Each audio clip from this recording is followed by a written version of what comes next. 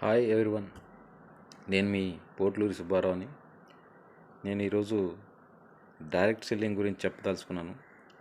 Direct selling అనే వ్యవస్థ ఇప్పుడిప్పుడే జనంలోకి రావడం జరుగుతుంది. ఇది గవర్నమెంటే నిర్ణయం తీసుకొని దీన్ని వెనకుండి నడిపిస్తుంది. ఈ డైరెక్ట్ సెల్లింగ్లో చాలా కంపెనీస్ ఉన్నాయి.